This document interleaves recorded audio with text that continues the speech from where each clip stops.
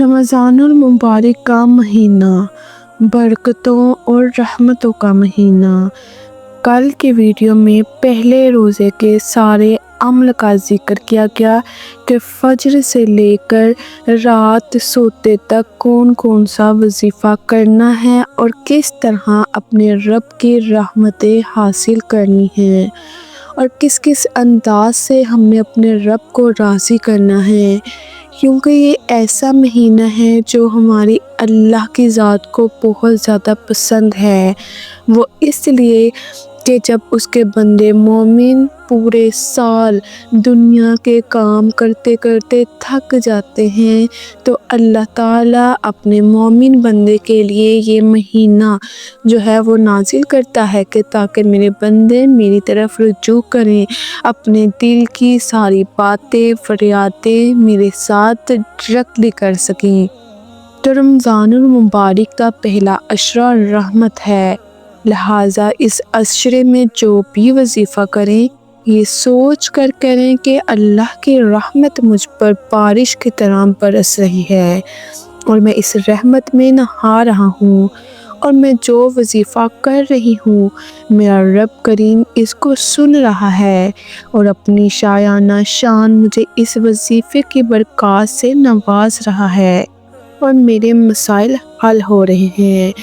نماز فجر کے بعد 41 دفعہ الف لام میم ہا میم تو سین یہ عمل کرنا ہے 41 دفعہ۔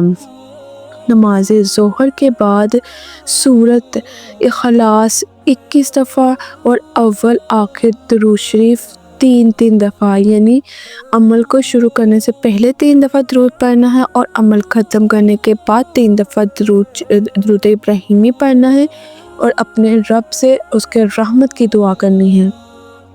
نماز عصر کے بعد 11 دفعہ سلام قولا من رب رحیم، سلام قولا من رب رحیم یہ عصر کے بعد 11 دفعہ پڑھنا ہے۔ نماز مغرب کے بعد آپ نے 11 دفعہ کون سی آیت پڑھنی ہے؟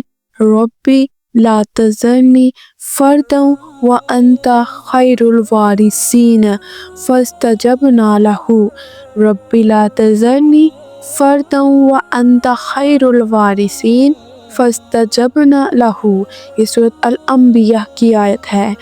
اور جو رات کو یعنی عشاء کی نماز کے بعد رات کو پڑھتے پڑھتے سو جائیں وہ کون سا عمل ہے؟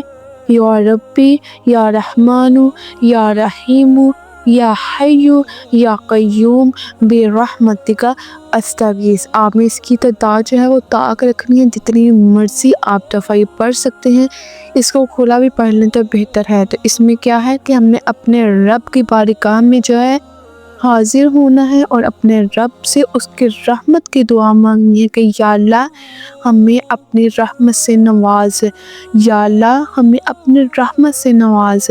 تو انشاءاللہ اللہ کا جو کرم ہے وہ ہم پر لازمی ہوگا۔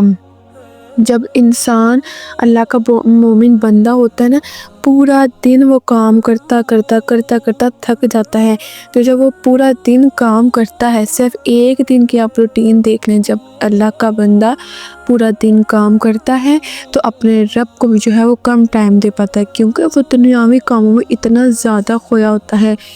ہر انسان کی جو ہے وہ پریورٹیز الگ ہوتی ہیں، کوئی اپنے لیے کما رہا ہوتا ہے، کوئی اپنی فیملی کے لیے کما رہا ہوتا ہے، کوئی اپنے ماں باپ کے لیے، کوئی بیوی بچوں کے لیے، یعنی ہر کوئی کسی نہ کسی وجہ سے باہر نکل رہا ہوتا ہے اور کام کرتا ہے، اور پورا دن کام سے چور انسان کیا کرتا ہے؟ آ کر سو جاتا ہے اپنے آپ سے لڑ کے۔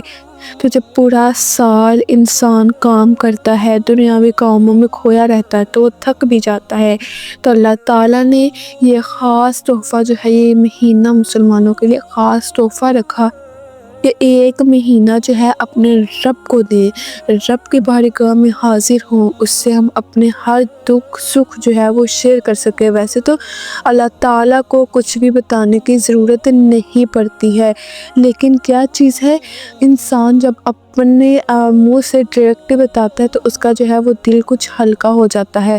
ویسے اللہ ہماری شاہ رگ سے بھی زیادہ قریب ہے، یہ چیز ویسے ہی ہے جب ہم اپنی بہت زیادہ مشکلات میں ہوتے ہیں تو ہم سہارا ڈھونڈتے ہیں کسی دوسرے سے، وہ اپنی بات شیئر کرے اور ہم جو ہے اپنے آپ کو ہلکا محسوس کرے۔ تو یہ وہی چیز ہے کہ انسان جو ہے رمضان کے مہینے میں اللہ سے اتنا قریب تر ہوتا ہے، اتنا قریب ہوتا ہے کہ وہ اپنی ہر بات جو ہے وہ اللہ سے شیئر کرنا پسند کرتا ہے کہ میں اس مشکل میں الجھا ہوا ہوں اور مجھے نکالنا کس نے ہے؟ صرف اللہ کی ذات نے۔ اور اس چیز پر کامل یقین ہونا چاہیے کہ ہمیں اللہ کے سوا کسی نے نہیں نکالنا ہے۔ اگر ہم دنیاوی طور پر ساری ہمارے سنیں گے، لیکن بعد میں کیا کریں گے؟ ہمارا مذاق بنایا جائے گا، ہمارے پیٹ پیچھے باتیں کی جائیں گی۔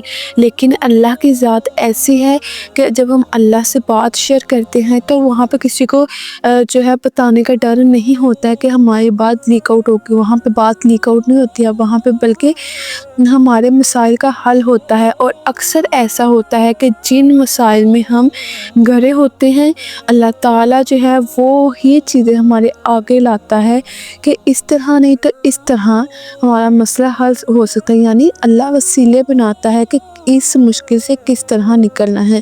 تو دوسروں کو وسیلے بنانے سے بہتر یہی ہے کہ ہم اللہ کی ذات کو اپنا وسیلہ بنائیں، اللہ سے اپنی ہر بات شیئر کریں، اللہ کو اپنے تمام معاملات بتائیں اور اللہ سے مدد مانگیں۔ یا اللہ، میں نے تجھ سے ہی لینا ہے، تجھ سے مدد مانگنی ہے، تو نے ہی دینا ہے، تو نے ہی پیدا کیا ہے۔ جب ہم لڑیں گے نا، جب ہم پیار سے لاڈ سے ہم اپنے ماں باپ سے بھی تو بات منواتے ہیں نا، تو یہ جو 70 ماؤں سے زیادہ محبت کرنے والا ہے تو ہم اس سے اپنی بات نہیں منوا سکتے؟